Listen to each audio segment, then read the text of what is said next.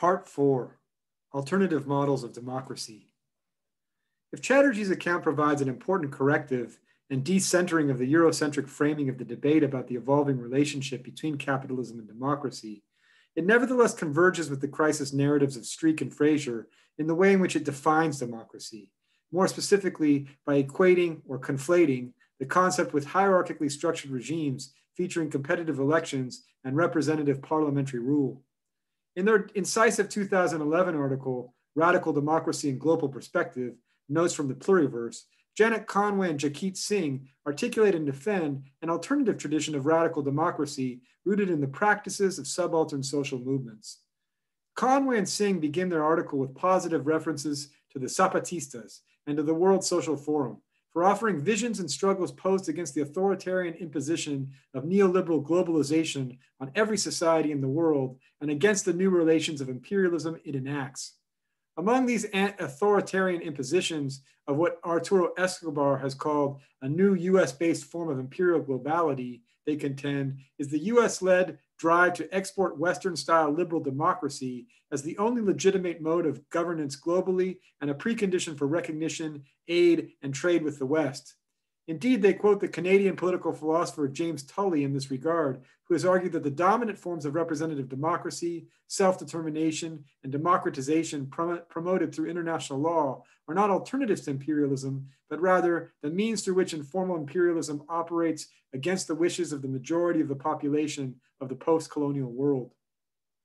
And yet, at the same time, Conway and Singh insist critical, diverse, and radical discourses of democracy abound on the ground in opposition movements around the world. They proceed to problematize one articulation of radical democracy from within Western political theory, that of Chantal Mouffe, and look towards alternative approaches to theorizing democracy and difference in global perspective, grounded in an appreciation of the struggle of subaltern peoples' movements to defend their life spaces, their local economies, and their ways of life.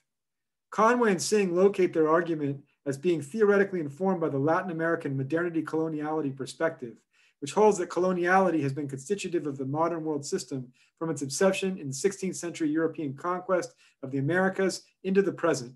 Accordingly, they seek to champion alternative knowledges and practices that carry some possibility of redressing conditions of coloniality or those which have been suppressed by modernity and which expose Western cosmologies and rationalities as limited, particular, and geographically and historically specific. Along these lines, they subject Chantal Mouffe's influential version of radical democracy to perceptive and strident decolonial critique, before turning to contrast Mouffe's Eurocentric, liberal, and nation-statist framework with alternative articulations of radical democracy offered by Gustavo Esteva, Madhu Suryaprakash, and other authors closely engaged with spaces of colonial difference in the third and fourth worlds, including the World Social Forum. The work of these authors, Conway and Singh contend, is part of a broad and highly diverse literature that, one, problematizes capitalist modernity, and with it, the modern state and modern forms of subjectivity, and critically locates discourses of global democracy on this terrain. And two, looks explicitly to the practices of grassroots place-based movements on the exteriority of modernity as sources for reimagining and re-theorizing democracy. Among the more interesting arguments advanced by Conway and Singh against Mouffe is that her conception of the political can be characterized by what Richard Day calls the hegemony of hegemony. That is the assumption that effective social change can only be achieved simultaneously and en masse across an entire national or supranational space. Such hegemony of hegemony is indeed widespread among the statist left, as we have seen quite explicitly in Fraser's critique of the Occupy movement and the World Social Forum for their anarchist, non-programmatic, even allegedly anti-political tendencies. In contrast to Mouffe's decidedly statist conceptualization of radical democracy, which largely ignores questions of coloniality, Conway and Singh seek to center instead the work of so-called third world scholar activists, who since the 1980s have been advancing notions of radical democracy grounded in the practices of grassroots movements. They add as well that more recently there has also emerged a body of indigenous anti-colonial social and political thought in white settler colonial societies, which, although rarely using the language of democracy, nevertheless make some convergent claims about the alternative political imaginaries available in their land-based traditions of governance. Conway and Singh seek to ground their arguments through the concrete example of Gustavo Esteva's articulation of radical democracy as exemplified in recent struggles in the state of Oaxaca, Mexico. They then turned to a broader discussion of the thought of Esteva, Madhu Suri Prakash, and a diverse array of other writers, drawing an explicit contrast between these and Mouffe's conceptualization of radical democracy along three main dimensions. First, on the hegemony of hegemony as privileged basis by which to understand the political articulation of difference. Second, on the modern state as the de facto terrain and scale of democratic struggle and as the foundation and container of legitimacy. And third, on intercultural relations in what they refer to as the pluriverse from the perspective of place-based politics. As Conway and Singh explain, in his article, Oaxaca, The Path of Radical Democracy, Esteva traces and contextualizes the rise of the Popular Assembly of Peoples of Oaxaca, APO, in the Mexican state of Oaxaca in 2006 as a key nodal point of a popular insurrection. Arising in the wake of mobilizations by a local teachers union and their harsh repression by Governor Ulises Ruiz, the APO expressed a convergence among many organizations and movements and a common no to Ruiz's rule and to the wider regime of which it was a part. The APO essentially displaced the government for almost 5 months until the insurrection was brutally repressed in November 2006. Despite this, Esteva testifies, the changes wrought by the uprising and the capacities unleashed through the APO live on in a continuing struggle for radical democracy that expresses the plurality and the many yeses of the people, movements, and organizations of Oaxaca. According to Conway and Singh, Esteva described the APO as a movement of movements comprised of a diverse array of labor, indigenous, peasant, feminist, environmentalist, cultural, human rights, urban, and regional groups. He moreover draws a contrast between the conception of a movement of movements and that of a political organization. As Conway and Singh describe the contrast, political organizations mirror the statist apparatus which they aspire to control. Movements, on the other hand, are oriented towards experiences in the past or present and ideals arising from those experiences, have only informal and voluntary participation, operate largely without structures or only with horizontal and flexible structures, and are characterized by an open form of participation in which leaders are neither able to control nor represent participants, but only help to convene, coordinate, and stimulate the movement. This contrast is reflected in internally democratic structures of the APO.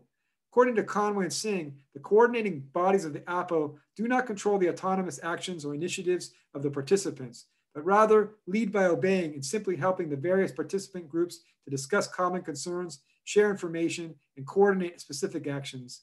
Any decisions that are taken by the coordinating bodies must be made by consensus. Conway and Singh further contend that there was a high degree of convergence among the APO in favor of a complex agenda of democracy and democratization. First, they advocated the need to improve formal democratic processes by cleaning up, for example, rampant electoral fraud and corruption. But second, they also sought to introduce greater levels of participatory democracy or citizen involvement into government through a variety of mechanisms such as popular initiative, referenda, and plebiscites, recall, participatory budgeting, transparency, and societal oversight of administrative processes.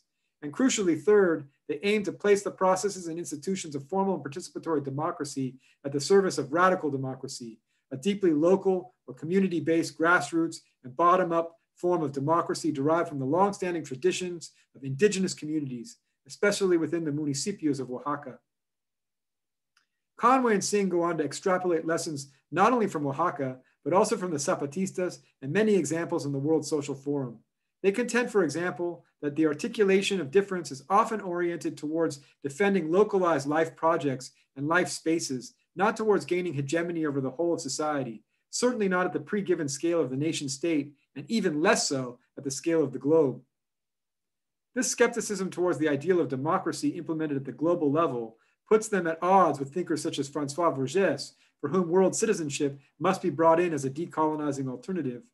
Whether the critique of the hegemony and the espousal of the pluriverse or diversality requires an exclusive commitment to localism and a renunciation of transnational aspirations for world citizenship is a subject worthy of further consideration.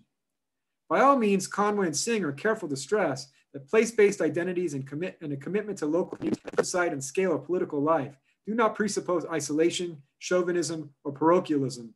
Indeed, they contend, allies are needed and actively sought, and campaigns and coalitions are being built by many of these movements. Many of these struggles are place-based yet transnationalized, they insist, pointing to the Zapatistas' International of Hope as a primary example. Conway and Singh conclude by emphasizing that the concept of democracy is deeply hegemonic today, such that it is mobilized and struggled over by many different actors, often for opposing purposes. They cite the influential decolonial thinker Walter Mignolo, who argues that democracy serves as a kind of connector concept that is needed for border thinking, or the practice of confronting, provincializing, and displacing hegemonically imposed meanings with alternative meanings rooted in subaltern practices and traditions. This is precisely what they attempt in their centering of subaltern traditions of radical democracy, which rely on alternative conceptions of difference and political articulation across difference, which emphasize the possibility and desirability of disarticulating the modern state, and which offer a distinct vision of the pluriverse from subaltern worlds. If possibilities do remain for rehabilitating the radical potential of democracy, they maintain, perhaps they will be found by looking to subaltern spaces of colonial difference. Globalization and the transformation of participation. One of the more interesting details of the story about the experience of the Popular Assembly of the Peoples of Oaxaca was the convergence of its constitutive movements in favor of a democratization agenda in which Conway and Singh are careful to distinguish among three levels or types of democracy: formal democracy, participatory democracy, and radical democracy. Quite frequently, the latter two are equated as if they are the same thing. However, Conway and Singh are careful to highlight that the APO's vision of radical democracy is of a localized, constructive, practice-based, horizontalist, non-statist, and bottom-up form of cooperation, action, coordination, and decision-making, to which formal and participatory forms of democracy should always remain rooted, responsible, obedient, and accountable.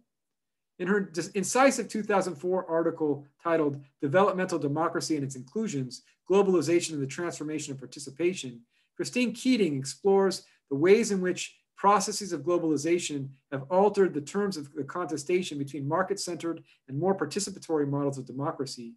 She does so through an analysis of the New Partnership Initiative, or NPI, core report of the U.S. Agency for International Development, USAID, compared with the platform of the Indian-based National Alliance of People's Movements, NAPM. She comes to the conclusion that given the fact that both models propose expanded active involvement by the populace, participation may no longer be the measure by which capitalist and liberatory models of democracy can be distinguished. Tellingly, furthermore, the paradigmatic democratic citizen in both of these models is a woman, a fact which Keating maintains indicates that a realignment of democracy's sexual contract is at stake as well. With the co-optation of participation by the market-oriented globalization agenda, the distinction between capitalist and liberatory models of democracy comes to be based instead on contrasting visions of the culture underpinning democratic citizenship. In the case at hand, whereas USAID promotes a vision of an entrepreneurial culture that can support a market-centered developmental democracy, the NAPM promotes a vision of a culture of responsibility that can sustain a people-centered developmental democracy. Keating begins with an analysis of USAID's New Partnership Initiative. She argues that by mobilizing women and other marginalized groups as entrepreneurial citizens in processes of globalization, and by including them rather than excluding them from processes of governance, approaches such as NPI work to ensure their compliance with, and thus the sustainability of, the democratic capitalist order. In doing so, she maintains, NPI authors hope to build a capitalist democratic order that eventually can be maintained without direct US intervention. The long-range goal of NPI is to accelerate graduation from US assistance. A successful graduation in the framework of NPI is one in which global partnerships are in place and working effectively, and where there appears to be sustainable progress towards democracy and free enterprise. Graduation in this sense envisions a world of mature, market-oriented democratic societies. Keating goes on to sketch the contrasting principles by which the NAPM operates. According to her, the basic principle of NAPM's people-centered developmental democracy is that the first claim on the use of resources will be with regard to the satisfaction of basic needs and the protection of livelihood. With this principle, she explains, the activists are grounding their model of democracy in an understanding of development that is centered not on economic growth per se, but on people's right to life with dignity. Similar to the subaltern alternative models mentioned by Conway and Singh, the institutional structure of such a democracy would be built up from the local community through the intermediate to the national level, with democratic modes of planning and decision-making used to make those decisions. Moreover, at its base, the central institution of NAPM's model of democracy is a revised panchayat, the traditional form of participatory local self-government in India, about which Conway and Singh also speak. Over the course of the article, Keating emphasizes the importance of unpacking the term participation. She insists that the kind of participation that can contest globalization's injustices needs to be further specified. It is modes of participation envisioned in models of democracy, such as those practiced by the Indian National Alliance of People's Movements, that those that disrupt the connection between democracy and capitalism in ways that do not depend on inequitable distribution of global power or wealth, that can generate deepening resistance to hierarchies reinforced by globalization. Conclusion. Let us therefore conclude. In this lecture, we have focused on the developing relationship between capitalism and democracy. We began with overviews of two crisis narratives by Wolfgang Streeck and Nancy Fraser. We then turned to attempt to decenter the Eurocentric nature of these accounts, first by a treatment of Partha Chatterjee's account of the evolution of the passive revolution state in India.